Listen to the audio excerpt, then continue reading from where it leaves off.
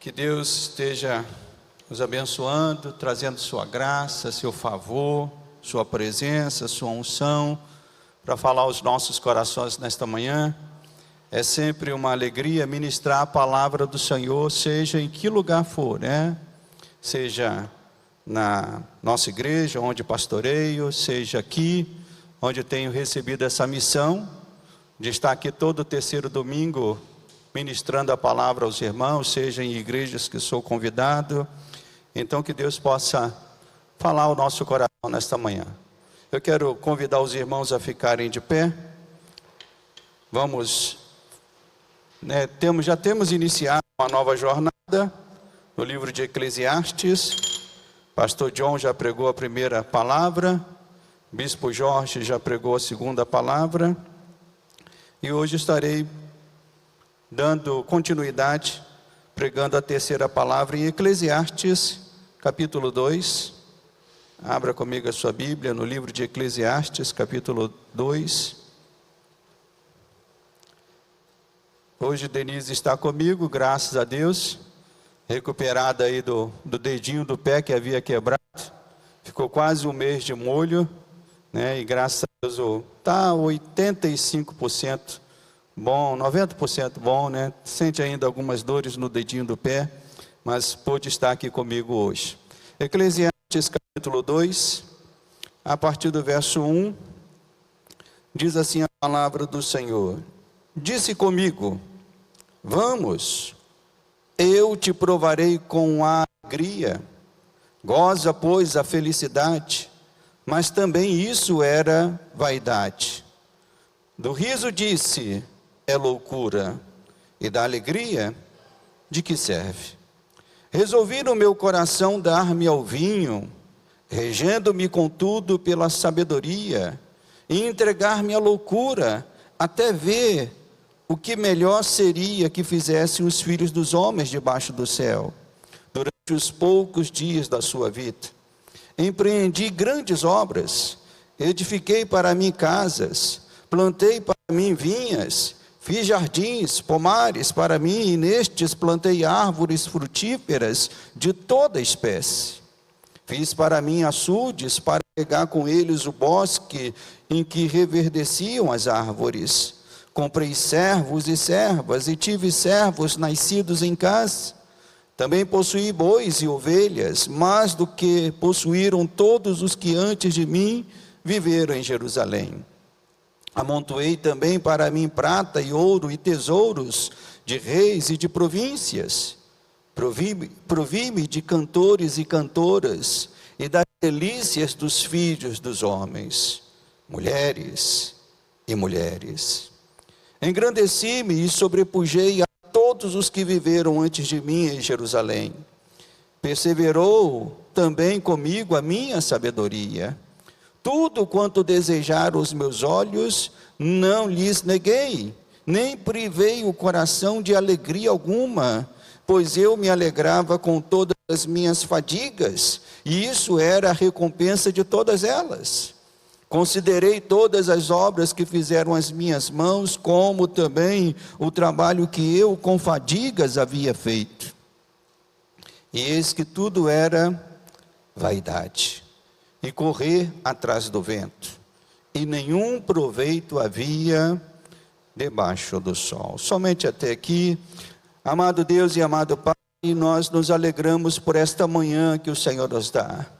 Nos alegramos, Senhor, por estarmos neste lugar santo, neste lugar maravilhoso que é a Tua casa, Pai.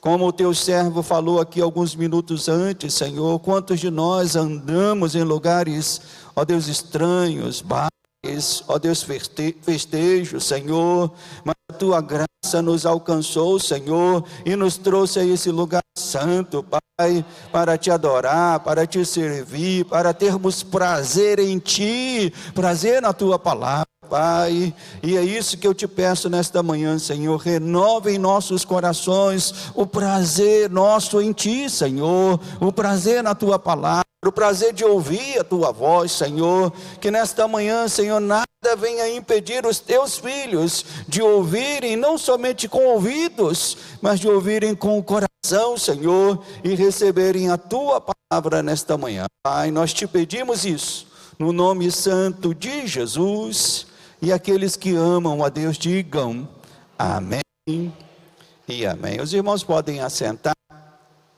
O título dessa palavra, eu sei que a série tem um título, mas essa palavra em específico eu quero dar o título de uma pergunta: qual é o sentido da vida? Qual é o sentido da vida? Eu imagino que, imagine que você esteja chegando numa certa idade, que tenha um filho de 11, 12 anos. Alguém aqui tem um filho nessa idade de mais ou menos 11, 12 anos? Alguém? Não, né? Mas já tivemos. Quem já teve um filho de 11, 12 anos aí, né? Então, sabe que essa é uma idade de muitas ponderações, de muitos embates, né? Mas imagine que você tenha um filho que está chegando a essa idade, que é muito inteligente, um filho que é muito observador, e que certo dia o seu filho, numa conversa contigo, lhe faça a seguinte pergunta: pai, mãe, eu gostaria de lhe fazer uma pergunta. Posso? Quando geralmente fala assim, posso, você sabe que a pergunta não é fácil, né? Aí fala, posso? Aí você olha para ele ou ela e meio desconfiado diz, sim, pode fazer a pergunta, meu filho. E ele manda a pergunta: qual é o sentido da nossa vida aqui neste mundo? E aí eu pergunto, como é que você responderia a essa pergunta, que seja um filho, seja alguém, lhe fizesse? Qual é o sentido da nossa vida aqui neste mundo? Essa é uma pergunta, irmãos, que tem acompanhado a humanidade ao longo de toda a existência humana. Qual é o sentido da vida? Tecnicamente, as respostas oferecidas têm alguns nomes, né? Uma dessas respostas tem o nome de niilismo. Seu principal expoente foi o filósofo Nietzsche, e parte da ideia que a vida não tem um sentido. Então, se a pergunta fosse feita para o filósofo Nietzsche, a resposta dele seria: a vida não tem um sentido, meu filho. A vida tem que ser vivida, que devemos nos acostumar com a tragédia, que a vida é o que ela é. Então, para Nietzsche, a resposta seria essa: a vida não tem sentido, e você tem que se acostumar com aquilo que a vida lhe traz.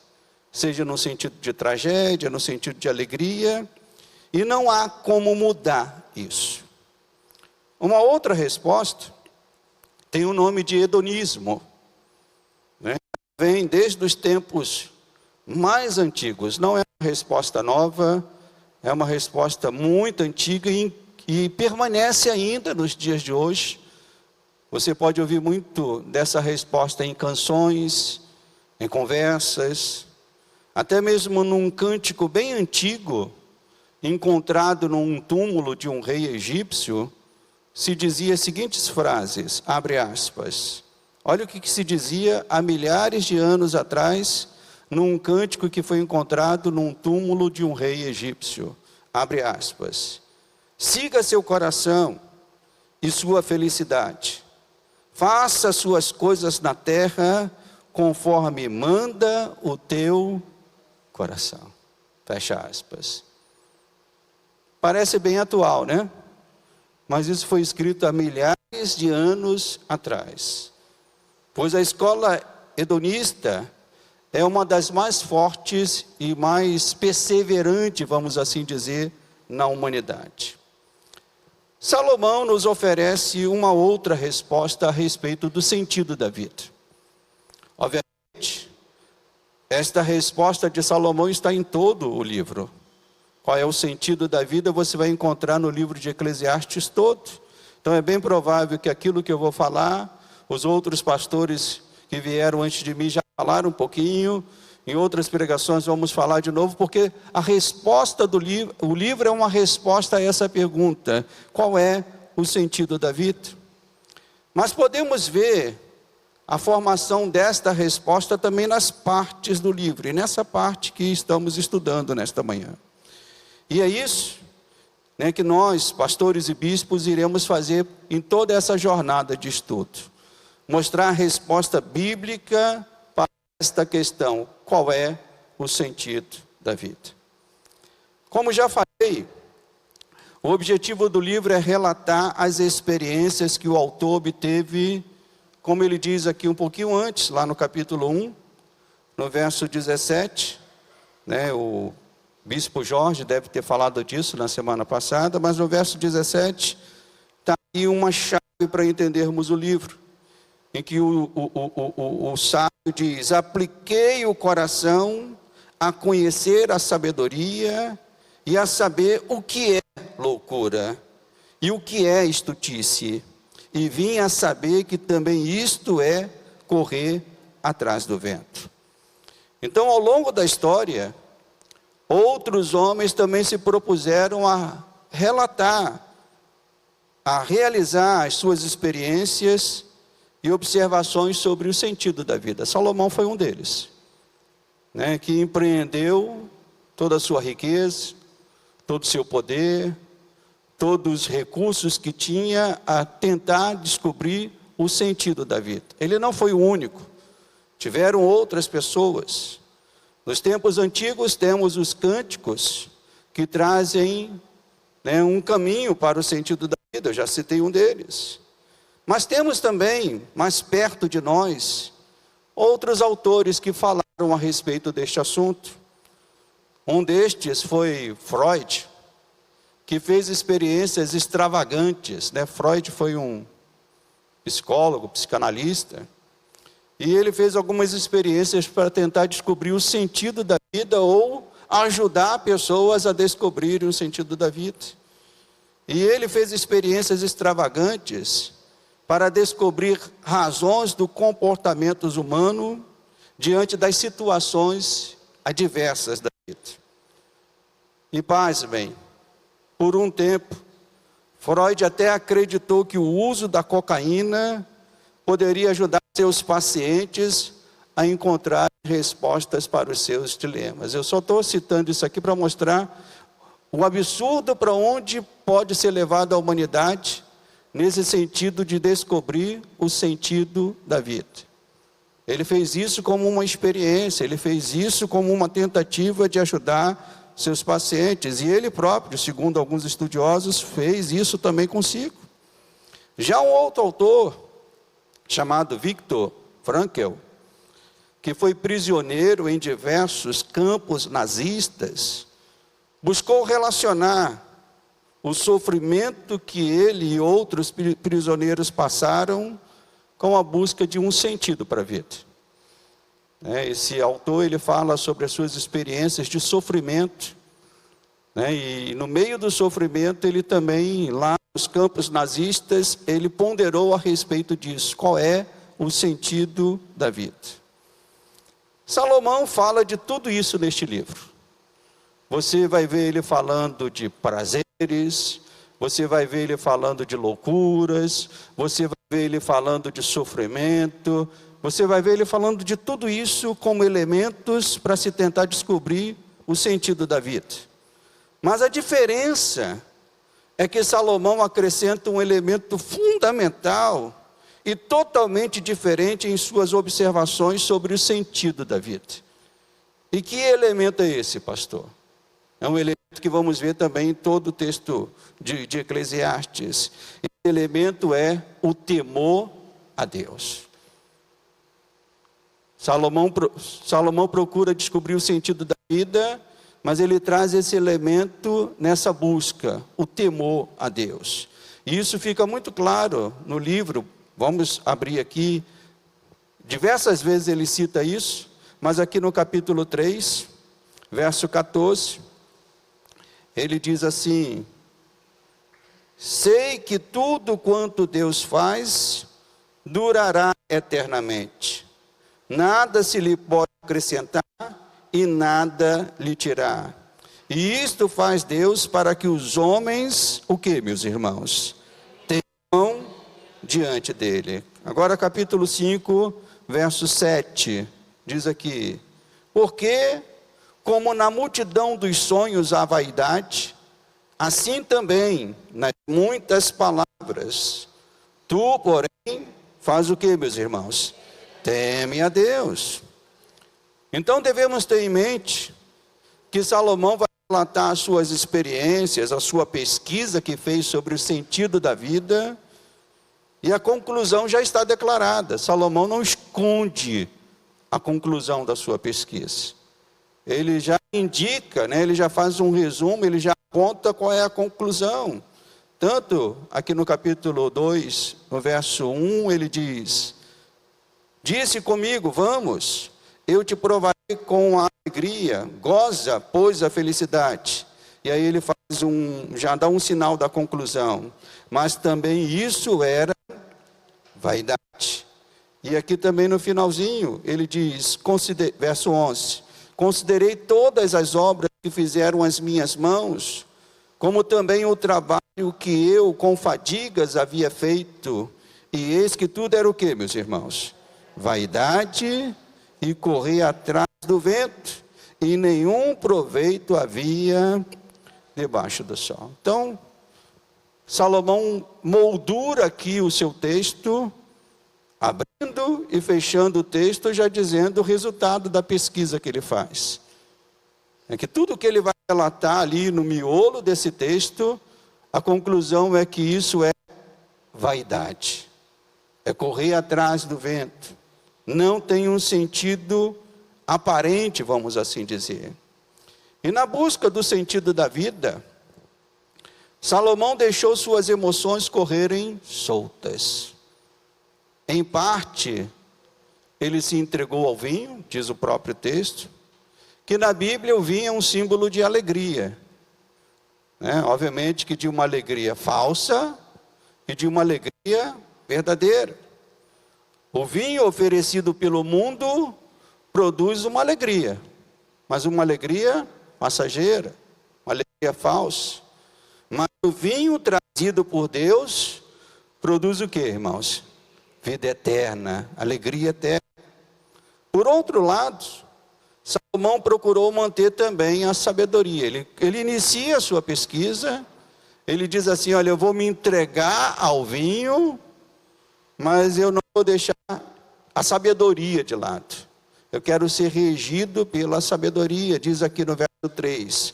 Resolvi no meu coração dar-me ao vinho, regendo-me contudo, o que, meus irmãos?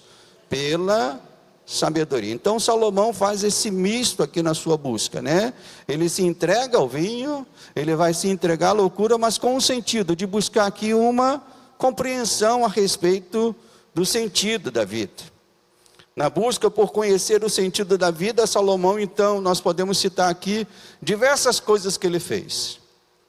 Certamente coisas que nós não devemos fazer. Amém, meus irmãos? Ainda bem que ele cita a sua experiência, ainda bem que ele fala do que ele concluiu, para que a gente não siga o mesmo caminho que ele seguiu. Mas infelizmente alguns de nós já até provamos isso, não estando na presença do Senhor.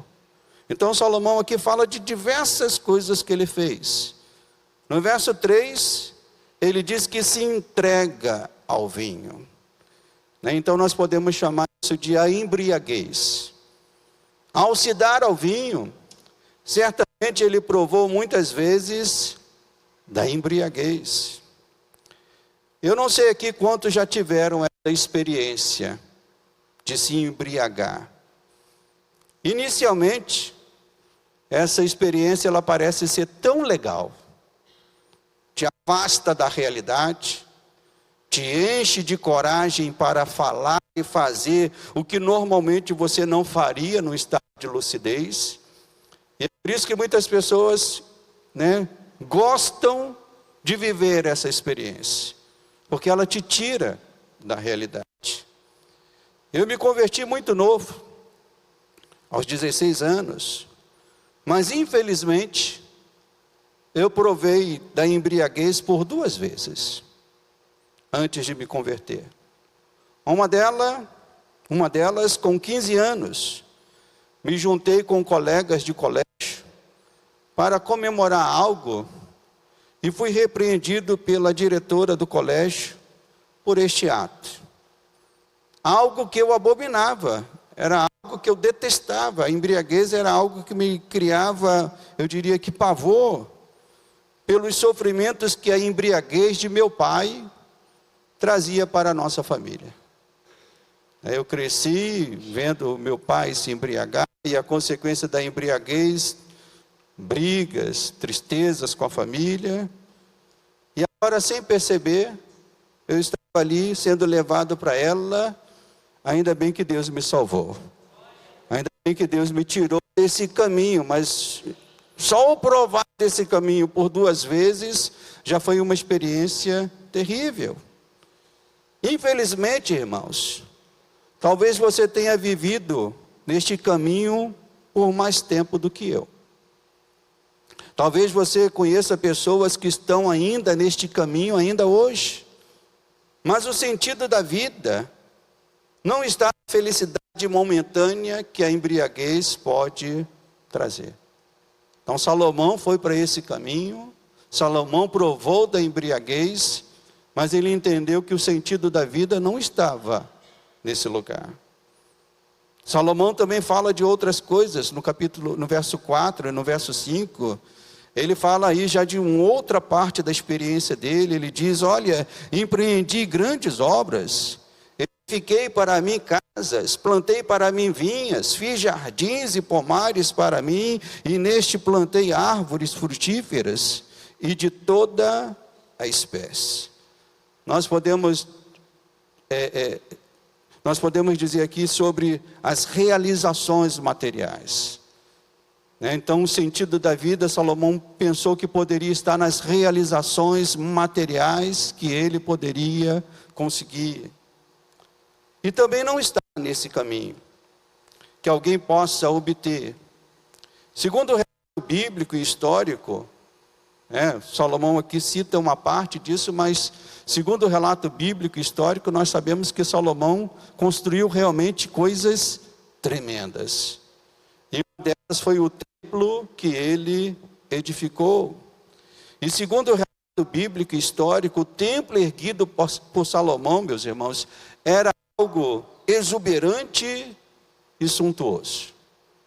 Ouro, prata, bronze por todos os lados, madeiras nobres trazidas de países estrangeiros, artesãos renomados para construir aquele santuário. Segundo alguns estudiosos, demorou 7 anos para ser erguido. Mais de 180 mil pessoas trabalharam na construção do templo de Salomão. Esse templo durou por 400 anos, mas segundo a história, tudo veio abaixo. Os tesouros foram saqueados quando Nabucodonosor invadiu Jerusalém e tomou a cidade. E essa história, meus irmãos, ela se repete numa proporção maior ou menor, de pessoas que ainda se enganam, achando que o sentido da vida está em construir, está em acumular bens, em acumular tesouros, em se tornar a pessoa mais conhecida, a pessoa mais famosa, a pessoa mais poderosa do mundo. Muitas pessoas correm achando que o sentido da vida está nesta busca por bens, busca por fama.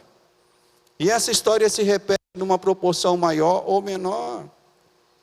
Quantos são aqueles que gastaram suas vidas construindo riquezas e acumulando bens, para que de repente tudo se evapore, tudo seja perdido. Alguns anos atrás, um brasileiro figurava entre os 5 homens mais ricos do mundo. E ele aparecia nos noticiários brasileiros quase que o tempo todo. Um dos homens mais ricos do mundo é um brasileiro, né? E ele estava aparecendo. Pouco tempo depois, esse homem estava sendo preso. E hoje, quase não mais aparece. O que Salomão está dizendo, ele estava provando também. Correr atrás da riqueza, correr atrás da fama, isso também é vaidade. Isso também é correr atrás do vento. Então Salomão fala sobre essas realizações materiais. Eu também destaco aqui no texto uma coisa que eu chamei de embriaguez cultural. No verso 8. Salomão diz: amontoei também para mim prata e ouro, e tesouros de reis e de províncias. E aí ele diz aqui: provi-me de cantores e de cantoras.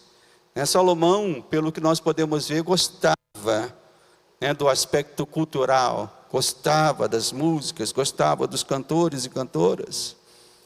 A Bíblia não fala qual era o gosto musical ou a arte que Salomão apreciava. Eu fiquei tentando imaginar, será que ele ia gostar de funk? Eu acho que não. Salomão estava lá, proveu de cantores e cantoras, ele certamente apreciava a arte, mas no que diz que ele se valia deste prazer da vida, Hoje vemos pessoas também mergulhando de cabeça, irmãos, na busca do sentido da vida através da arte. Eu digo que a arte se tornou um instrumento de embriaguez. Pessoas se tornam embriagadas pela arte, por aquilo que a arte promete, por aquilo que a arte pode tentar trazer ao coração humano.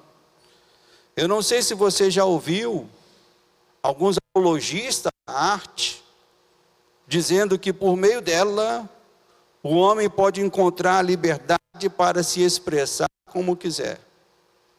Eu tinha um professor que ele trabalhava esse aspecto conosco, e ele falava da arte como se a arte fosse um Deus, da arte que liberta, da arte que leva o homem mais longe, da arte que traz ao homem ali essa liberdade. Então, apologistas que dizem isso, de o homem encontrar a liberdade para se expressar como quiser, revelar suas ideias e pensamentos. Alguns anos atrás, uma exposição chamada de artística, e o grande problema é esse, é que debaixo desse termo arte, tem sido colocado aquilo que não é arte. Tem sido colocado tantas coisas que são diabólicas, vamos assim dizer. Alguns anos atrás, uma exposição chamada de artística chocou o Brasil, pois um homem se deitava nu no palco e a plateia era chamada para tocar o seu corpo nu. Isso foi chamado de arte, meu irmão. Um homem deitado num palco, nu, e a plateia sendo chamada a ter experiências ou sensações artísticas ao tocar no seu corpo. Até aí, ruim, vamos lá, mas cada um faz o que quer, vamos assim dizer. Mas o pior de tudo é que na plateia havia crianças que eram levadas a tocarem nesse corpo nu. Esse foi o grande problema. Que os defensores da arte disseram: não, isso é arte, pode ser feito. Mas nós vemos que há uma embriaguez também no nosso mundo, uma embriaguez artística, uma embriaguez cultural, de pessoas que estão indo atrás destas coisas como se isso fosse o sentido da vida. Devemos entender, irmãos, que neste mundo, tudo foi contaminado pelo pecado. E até mesmo a arte deve receber o nosso filtro cristão. Você pode se valer da arte, sim, e deve. Há coisas maravilhosas que a gente pode desfrutar, mas não sem filtro. O filtro cristão deve estar ligado o tempo todo. Ao ver um filme, ao escutar uma música, ao assistir uma peça teatral, enfim. Como cristão nós devemos ligar esse filtro para perceber, opa, tem alguma coisa estranha aqui. Então Salomão foi buscar o sentido da vida nos prazeres que a arte poderia lhe dar.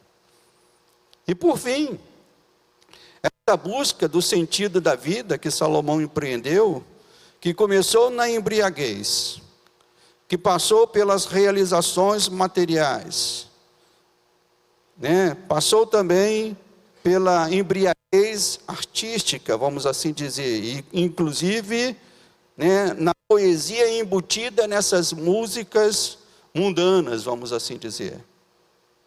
Só poderia terminar numa coisa: nos prazeres sexuais.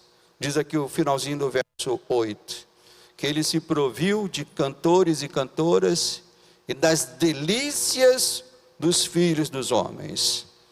E Salomão disse que essas delícias eram o quê? Na visão dele, mulheres e mulheres. Né? Salomão caiu, né, nesse prazer sexual, e como diz a expressão popular, caiu de cabeça, mergulhou mesmo. Salomão caiu nesse prazer, mergulhou de cabeça. Você sabe quantas mulheres Salomão teve? Quem sabe dizer quantas mulheres Salomão teve? Pode falar, quem sabe? 1000 mulheres. Meu Deus do céu. Ô Jesus amado. É doideira mesmo, né? É loucura mesmo. 1000 mulheres. A resposta está lá em 1 Reis. Você pode abrir comigo? 1 Reis, capítulo 11, verso 3. Só para que você possa saber onde está essa resposta, né? 1 Reis, capítulo 11, verso 3, mas o texto aqui diz que ele teve 1000 mulheres, mas também traz uma observação importante para a gente aqui. 1 Reis 11, 3 diz assim, que Salomão tinha 700 mulheres, princesas e 300 concubinas. Então daí vem a soma de 1000 mulheres. Mas aqui faz uma observação, e suas mulheres, o que fizeram com ele, meu irmão? Perverteram o seu coração. Ele sentiu prazer nestas coisas, mas isso também foi a razão da perversão e da destruição do seu coração.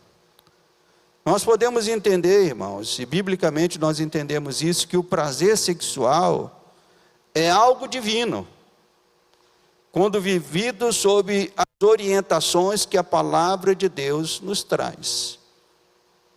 Né? O sexo é algo que foi criado por Deus. O prazer que ele produz é algo que o próprio Deus queria que provássemos disso. Mas debaixo das orientações que a palavra de Deus nos traz. Mas o sexo, ele é morte e destruição, quando o homem ou mulher tenta vivê-lo seguindo os seus próprios impulsos e pensamentos.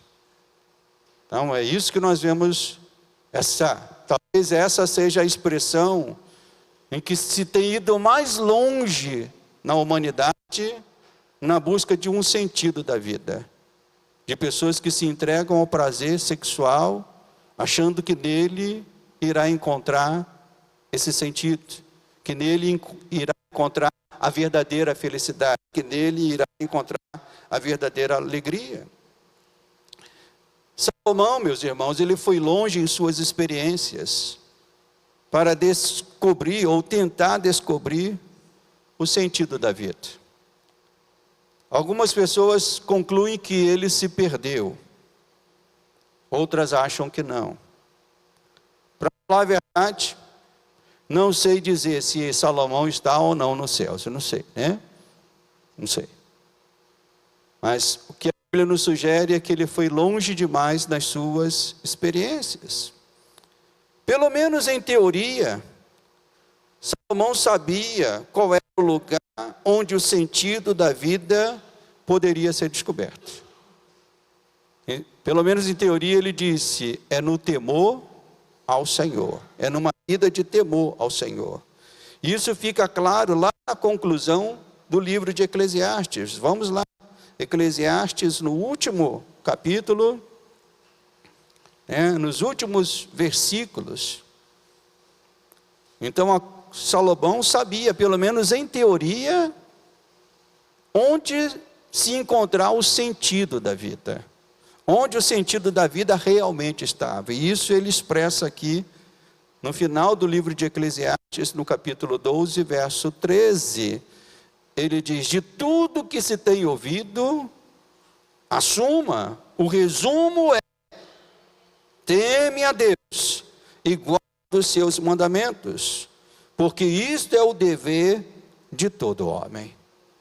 Então, em teoria, Salomão sabia onde encontrar o sentido da vida. Porque o temor a Deus, meus irmãos, nos faz compreender que Deus, em sua soberania, coordena todos os acontecimentos humanos. Aquilo que aos nossos olhos podem ser classificados como coisas boas ou ruins, né?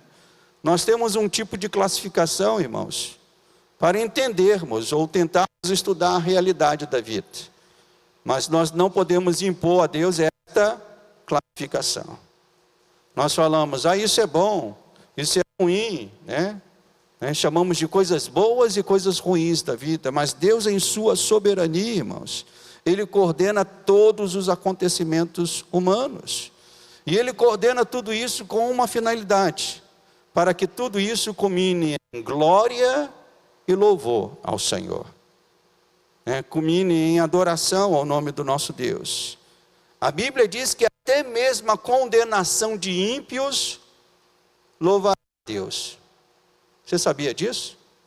Até mesmo a condenação de ímpios louvará a Deus. Porque eles estarão lá sendo condenados, mas mesmo assim estarão louvando a justiça de Deus. Mesmo lá eles estarão reconhecendo que estão lá de maneira justa, porque Deus estendeu a sua misericórdia, Deus estendeu a sua graça, Deus enviou os seus avisos. Então nenhuma pessoa vai ser condenada colocando a culpa em Deus, vão reconhecer a culpa de si mesmo. Então até mesmo na condenação dos ímpios, Deus será louvado. Então viver uma vida de temor a Deus, irmãos, é viver uma vida para a glória de Deus, independente das circunstâncias que a vida possa nos trazer. Os reformadores, eles foram sábios, especialmente aqueles que formularam o catecismo de Westminster, que colocaram como abertura do catecismo a seguinte pergunta: qual é o fim supremo e principal do homem? Em outras palavras, qual é o sentido da vida humana? Qual é o sentido de viver nesta terra? Então, o catecismo de Westminster, ele abre com esta pergunta: qual é o fim supremo e principal do homem? E a resposta é maravilhosa, e a resposta diz: o fim principal do homem é glorificar Deus e gozá-lo para sempre. Então nós já aprendemos, tanto pela Bíblia, aprendemos tanto pela tradição cristã, a respeito do sentido da vida. Nós somos criados para a glória de Deus. Nós somos criados para desfrutar da presença de Deus e glorificá-lo neste mundo. E toda cosmovisão cristã tem que começar por este ponto. Que ponto, pastor? Fomos criados para a glória de Deus. Porque quando você começa com este ponto, meus irmãos, tudo na tua vida vai fazer sentido. Eu fui criado para a glória de Deus. Agora deixa eu analisar a minha vida. Deixa eu analisar as as coisas que acontecem na minha vida. Quando o ponto de partida é esse, eu fui criado para a glória de Deus. Porque quando somos guiados por esta verdade, irmãos, nós encontramos razão em tudo que possamos viver em nossa vida neste mundo. Se temos riquezas, devemos usá-las para quê, meus irmãos? Para a glória de Deus. Meus irmãos estão entendendo? Como, começando por este ponto, como que o resto da vida, o sentido da vida se torna claro para nós. Se tenho riquezas, devo usá-las para a glória de Deus. Se passo dificuldades, não devo murmurar, mas buscar em Deus a sua graça, para continuar glorificando o nome do Senhor. Se algo inesperado acontece comigo ou com alguém próximo, eu devo coordenar meus pensamentos para esta verdade. Eu sou chamado a viver para a glória de Deus neste mundo.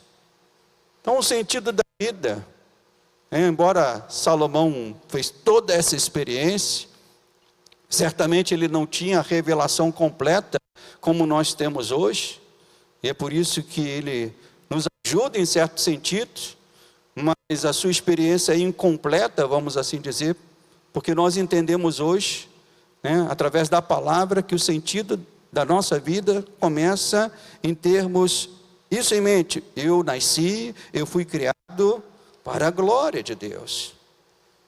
É fácil viver desta maneira, irmãos? Não. É fácil viver para a glória de Deus, pastor? Não. Certamente não. Mas tentar qualquer outro caminho para entender o sentido da vida, irmãos, é cair em ciladas e em caminhos de morte. As experiências da vida e a Bíblia nos mostram isso de uma forma categórica. Sem Deus, a vida perde o seu sentido. Essa é a grande lição da palavra de Deus. É uma lição que nós aprendemos da palavra, mas é uma lição que mesmo sem a palavra nós aprendemos da própria vida. Sem Deus, a vida não tem um sentido. Acumular riquezas, para quê? No final, tudo isso vai ser perdido. Desfrutar de inúmeros prazeres, para quê? No final, tudo isso será perdido. Então, a vida sem Deus perde o seu sentido. E foi isso, irmãos, que Jesus veio trazer a nós. Restaurar em nós o sentido da vida. Adão, ao escolher o pecado, achou que poderia viver num mundo criado por Deus, desfrutando de toda a criação de Deus, mas ignorando o próprio Deus. Adão começou a empreender essa busca de sentido da vida louca, que hoje rege e governa a humanidade sem Deus. Por quê? Porque Adão decidiu buscar esse sentido da vida sem o próprio Deus. Vivendo num mundo criado por Deus, desfrutando da criação de Deus, mas ignorando o próprio Deus. Ele abriu as portas para a pior tragédia humana, meus irmãos. Viver condenado numa vida sem sentido.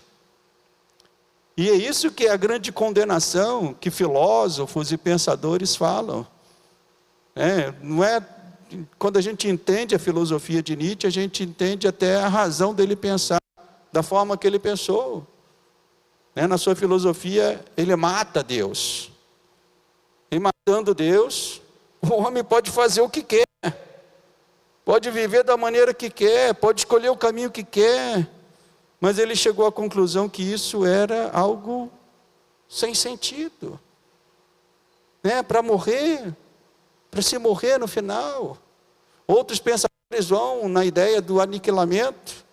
Nós somos poeira, nós somos um amontoado de elementos químicos, que quando morremos, entramos na natureza e nos envolvemos com ela novamente. Então é por isso que começa a se buscar o sentido da vida desta maneira, porque se tira Deus do ponto principal.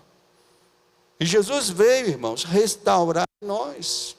Jesus veio para nos reconciliar com o Pai e nos fazer ver o propósito original pelo qual nós fomos criados.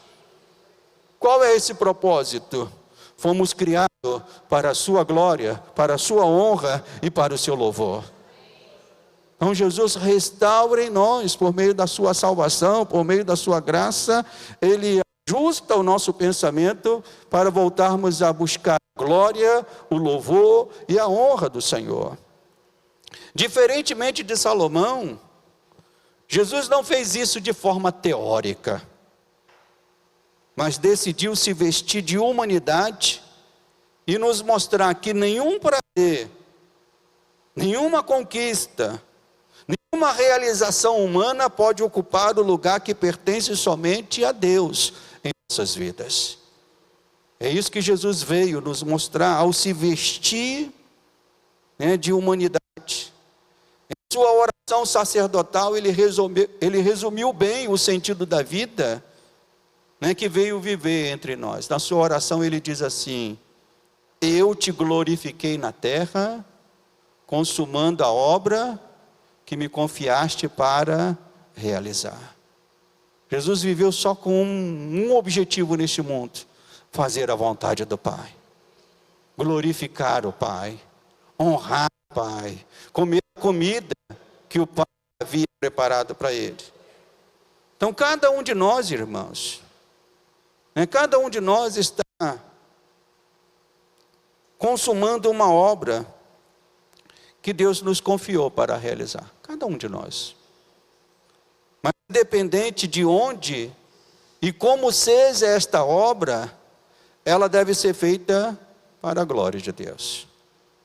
A minha vida tem elementos que diferem da vida de outros irmãos aqui, mas a minha vida e a sua vida tem um só objetivo: a glória de Deus, a honra e o louvor a Deus. Na obra que você possa realizar, haverá elementos de sofrimentos e privações que podem diferir de sofrimentos e privações que outros possam passar. Às vezes nós nos apegamos a isso: por que eu passo mais privações? Por que eu sofro mais? Parece que o meu irmão ali sofre menos, parece que ele luta menos. Certamente há diferença nesses elementos de provações, sofrimentos, que um e outro possa passar. Mas entenda, o resultado deve ser um só, tanto para ti como para o outro. Uma vida de glória a Deus, uma vida de honra a Deus. E nós podemos dizer, irmãos, que esse é o sentido da vida. Então, qual é o sentido da vida? Numa resposta bem sumária, bem simples, é viver uma vida para a glória de Deus. Como serão os elementos? Como será a narrativa? Como será a história? Eu não sei. Mas eu sei só de uma coisa: que a minha vida, para ter sentido, eu preciso vivê-la para a glória de Deus. Em tudo, em tudo, em tudo. Então, olhando para a sua vida e para a sua realidade, eu te faço essa pergunta, Você consegue enxergar isso na sua vida? Você consegue enxergar que você foi chamado por Deus para viver para a glória de Deus? Porque isso muda o eixo. Muda totalmente o eixo. O eixo daquilo que tem sido cantado, daquilo que tem sido propagado, daquilo que foi cantado lá no cântico do arpista que eu falei no início da pregação. Busca a sua felicidade dando vazão ao teu coração. Então a Bíblia, irmãos, ela muda o eixo daquilo que vivemos neste mundo. Que o sentido da nossa vida, ou a alegria, ou a felicidade será encontrada nessas coisas que o próprio sábio já disse: não estão nelas o sentido da vida. Mesmo que sua vida neste exato do momento seja algo que você não desejou e sonhou. Eu não sei os irmãos, mas com a idade que eu tenho, e com a idade que muitos aqui têm, eu acho que você já passou por momentos terríveis na sua vida, e que você disse assim: eu não queria viver o que eu estou vivendo. Quem já viveu momentos assim? Eu não queria viver o que eu estou vivendo. Eu já falei isso em algumas pregações lá. Mas tem crises na nossa vida, lutas tão tremendas, que às vezes nós até entendemos aquele pensamento que sopra dizendo assim: seria melhor que sua vida terminasse aqui. Tamanho sofrimento que nós passamos. Eu confesso aos irmãos, já vivi momentos tão terríveis na minha vida, tão terríveis, mesmo depois de crente, de dizer assim: foi para isso que eu vivi até agora? Foi para viver isso ou para passar por isso? Mas eu entendi, irmãos, e consegui superar esses momentos quando eu entendi essa chave tão importante que dá sentido à nossa vida. Que chave é essa, pastor? A minha vida é para a glória de Deus, não para a minha mesmo. Quando você entender que a sua vida não é para a sua glória, mas é para a glória de Deus, você vai continuar vivendo, independente do que você possa passar. Porque o grande sofrimento humano é esse, porque nós queremos uma vida para a nossa glória. Nós queremos uma vida para o nosso louvor, para a nossa honra, para sermos estimados por tantas pessoas. Mas às vezes Deus permite que coisas aconteçam na nossa vida, para que a gente volte ao eixo correto. E o eixo correto é esse: a glória é somente dEle. A glória é somente dEle. Irmãos, isso não é algo fácil de viver. Não é um resultado de um pensamento positivo ou coisa parecida. Me dá vontade de rir quando as pessoas dizem assim: pense positivo e tudo vai dar certo. Não, não é o resultado de um pensamento positivo, de positividade, não. Para nós, servos de Deus, nós entendemos e vivemos desta maneira porque entendemos que é o fruto de uma vida de dependência e de confiança na palavra de Deus. Quando você ajusta a sua vida para uma dependência de Deus e uma confiança na palavra de Deus, isso não vai significar que você não vai passar por coisas que você não queira passar. Mas isso vai dar um sentido real à tua vida. Eu vivo para a glória de Deus. Então que Deus nos ajude, meus irmãos, a vivermos esta verdade sempre. Qual é o sentido da vida? Salomão vai falar em todo esse livro aqui, ele vai relatar a sua experiência, mas nós temos que ter em mente isso. É uma vida vivida sob o temor do Senhor, buscando trazer glória ao nome do Senhor. Quem vive desta maneira, a sua vida sempre vai ter sentido. A sua vida sempre vai ter um norte para poder prosseguir. Amém, igreja? Vamos nos colocar de pé.